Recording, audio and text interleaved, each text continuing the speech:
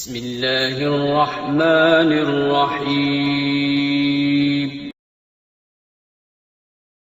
مسوڑوں سے خون نکلے تو وضو ٹوٹ جائے گا، اگر وضو کرنے کے بعد مسوڑوں سے خون آ جائے تو کیا وضو ٹوٹ جائے گا؟ محمد ابراہیم، مہاراشٹر، انڈیا سے۔ خون نکلنے سے وضو ٹوٹ جاتا ہے، لیکن اتنا کہ نکل کے بہہ جائے۔ اب مسوڑوں سے یہ نہیں پتہ چلتا کہ نکل کے بہہ رہا ہے کہ نہیں بہہ رہا، تو اس کا علماء نے ایک معیار بیان کیا ہے کہ مسوڑے میں اتنا خون آئے کہ جب آپ تھوک پھینکیں تو اس میں کلر غالب ہو، یعنی ریڈ کلر زیادہ ہو اور تھوک کا رنگ ہلکا ہو تو وضو ٹوٹ جائے گا۔ اور اگر معمولی سا خون ہے کہ تھوک پھینکنے سے ہلکی سی یعنی سرخی محسوس ہو رہی ہے، غالب خون نہیں ہے، تو پھر ایسی صورت میں وضو نہیں ٹوٹے گا۔ بغیر وضو کے قرآن مجید چھو سکتے ہیں؟ کیا بغیر وضو قرآن پاک چھو سکتے ہیں؟ سیف اللہ خان انڈیا سے۔ بغیر وضو کے قرآن پاک نہیں چھو سکتے، اور ہاتھ میں گلوز پہن کے بھی نہیں چھو سکتے۔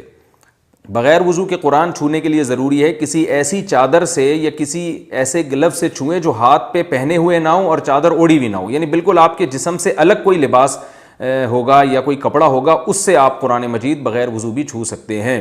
جیسے آپ نے گلوز اتار لیے، اب اتارنے کے بعد ان گلوز سے آپ قرآن پکڑ لیں تو یہ جائز ہے، کیونکہ جب آپ کوئی چیز پہن لیتے ہیں تو وہ آپ کی باڈی کا حصہ بن جاتی ہے۔ اس کو عرف میں یہی کہا جاتا ہے کہ آپ نے اس چیز کو براہ راست چھوا ہے، تو اس لیے جو باڈی سے الگ لباس ہے اس کے ذریعے آپ قرآن مجید کو چھو سکتے ہیں۔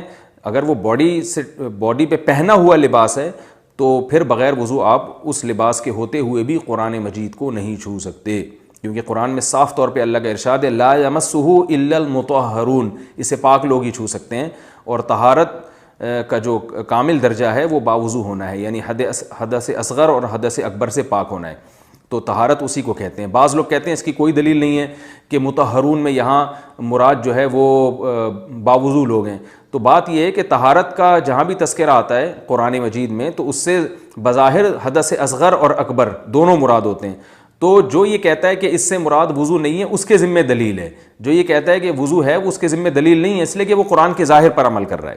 جو حضرات بھی یہ کہا کریں نا کہ بغیر وضو قرآن کو ہاتھ لگانا جائز ہے، تو دلیل ان کے ذمہ ہے۔ ٹوپی کے بغیر نماز کا حکم، کیا بغیر ٹوپی کے نماز ادا ہو جاتی ہے؟ برائے مہربانی وضاحت فرما دیں۔ نصیر احمد کشمیر سے۔ بھائی نماز تو ہو جاتی ہے، مگر یہ خلاف اولا ہے۔ نبی صلی اللہ علیہ وسلم نے ہمیشہ سر ڈھانک کے نماز پڑھی ہے، تو اس لیے افضل سنت یہی ہے کہ سر ڈھانک کے نماز پڑھا کریں۔